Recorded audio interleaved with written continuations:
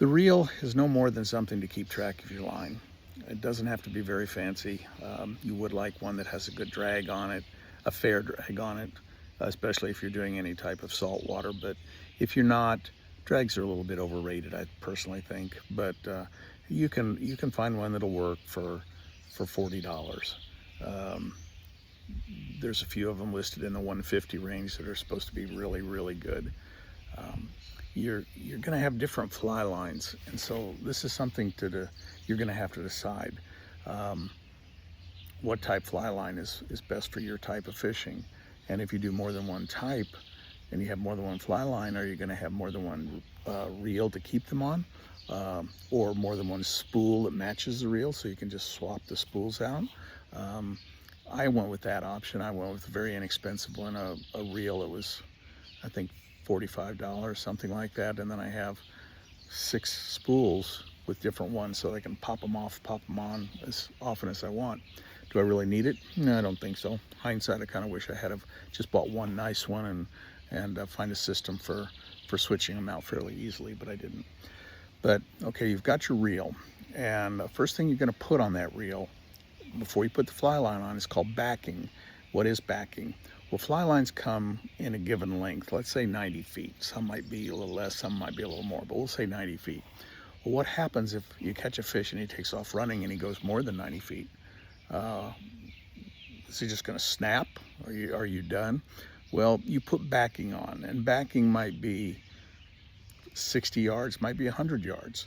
And it's a very lightweight, strong line that you put on so that if it reaches the end of the fly line, it has more line that it can keep running, and then you can try and play the fish. So we've got this backing that goes out, and I'll say I put 60 yards on because I think backing is a little overrated for my fishing. So put 60 yards on. Then you're going to attach that to the fly line. The fly line will have a front and a back, and you have to pay attention when you're doing it. There's a couple of knots you'll want to learn, and you can YouTube all of these and how to do it. But you're going to put your fly line on, attached to your backing. You're going to continue to roll that up until you get to the end of the fly line. Now, you would think that would be the end of it, your fly would go there, but it doesn't. There is something called a leader. Now, a leader consists of a butt and a tippet. The butt is the bigger side, tippet is the smaller side. So you attach the the larger sides to the line, and then it goes down. Your tippet is generally, a rule of thumb is just however long your rod is, that's how long you're going to make the tippet. Now, there are times you'll have shorter, time you'll have longer, but just for now, let's just say that. So if I've got a 9-foot rod, which is pretty standard, I've got a 9-foot tippet, leader on there. Why is there a difference? Why is one bigger than the other? Well, when you're casting, it's unrolling, and you're going to unroll the line, and the power, the energy in the line is going to continue out, and it's going to unroll.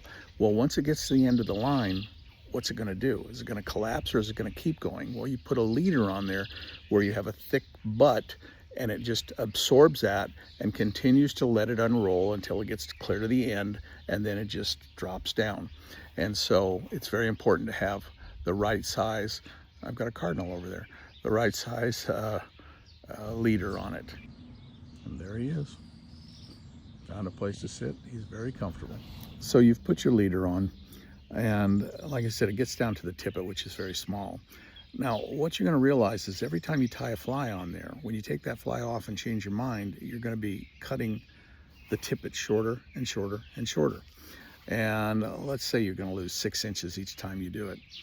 Well, after you've done it a few times, that 9-foot leader is no more than 7.5 feet. Well, they sell tippet individually. You can get a spool of it, and then again you learn a new knot.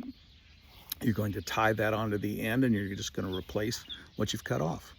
So you don't have to buy a new leader every time you go through 1.5 feet. You just buy some tippet, and you can get a spool of 30 yards for, I don't know, $6, whatever.